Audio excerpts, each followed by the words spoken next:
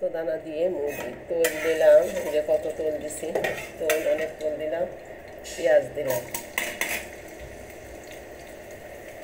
তেল দিলাম, পেঁয়াজ দিলাম, এবার ভাজছি, বেরেস্তা করছি, দারু তুলে দিলাম, বেরেস্তার জন্য অপেক্ষা করছি। পেঁয়াজ বেরেস্তা হওয়ার পরে এবার এর মধ্যে পেঁয়াজ বাটা দেবো, ভালো করে মিক্স করব। সম্পূর্ণ নতুন পদ্ধতিতে পোস্তদানা দিয়ে মুরগি। লবণ দিব, পর্যাপ্ত লবণ দেব, আবারও নাড়ব। কাঁচা পাকা মিলে 2টা মরিচ দেব, এখানে শুকনো মরিচও দিব, এই জন্য কম মরিচ দিলাম। এবার দেব আদা রসুন বাটা 1 চা চামচ, একসাথে পেস্ট করা, সাথে হালকা অল্প একটু এক্সট্রা মশলা দেওয়া, আপনি দিলেও পারেন, না দিলেও পারেন। অল্প একটু মরিচ দিব, এবার দিব হলুদ। হলুদ আপনাদের ইচ্ছার মতো, আপনারা যদি সাদা রাখতে চান তাহলে হলুদ না দিলেও হবে।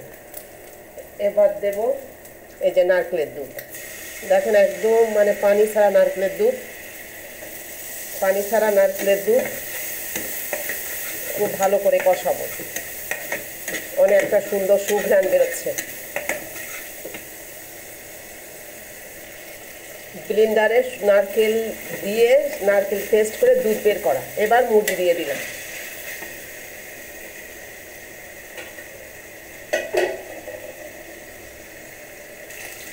নারকেল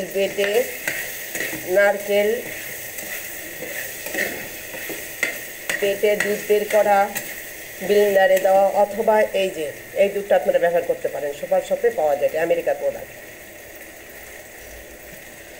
ভালো করে কষাচ্ছি, কষাতে হবে ভালো করে, নাই গন্ধ হয়ে যাবে। সুঘ্রাণ পেতে গেলে যত কষানো যায়। আবার একটু অল্প নারকেলের দুধ দিলাম, নাড়ছি, দেখছেন কালারটা।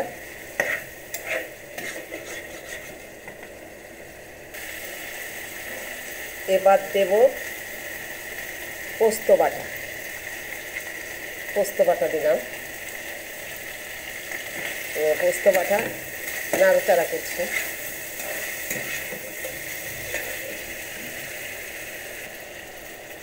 দেব বাদাম বাটা দিয়ে ভালো করে নাড়াচাড়া করব। কষানো হয়ে গিয়েছে,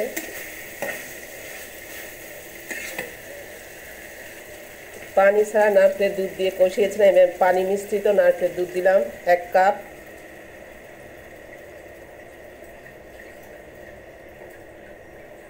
পানি দিলাম 1 কাপ, দিয়ে ভালো করে নাড়াচাড়া করছি। সিদ্ধ হওয়া পর্যন্ত অপেক্ষা করব।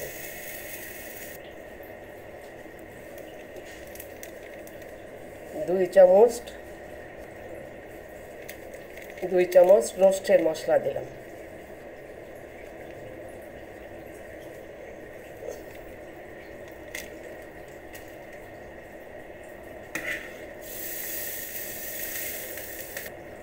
ঢেকে দিলাম।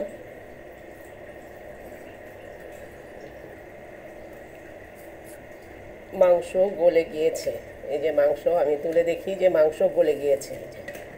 এবার আমি একটু আধা চামচ মতো চিনি দিব, আর দিব একটু গরম মশলা পাউডার।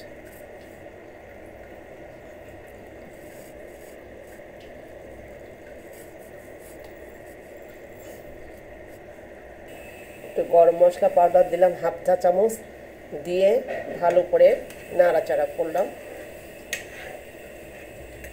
দেখেন পোস্তদানা দিয়ে মুরগি রান্না শেষ। আপনারা যে যেমন খেতে পারবেন, আর একটু ঝোলও রাখবেন, ঝোলটা খুব মজা, আর একটু আপনি ভুনতেও পারেন। আমার হয়ে গেল স্পেশাল পোস্তদানা দিয়ে নারকেল দুধের মুরগি। দেখছেন কত সুন্দর কালারটা হয়েছে। আশা করি বাসায় একবার হলেও ট্রাই করবেন। আল্লাহ হাফেজ।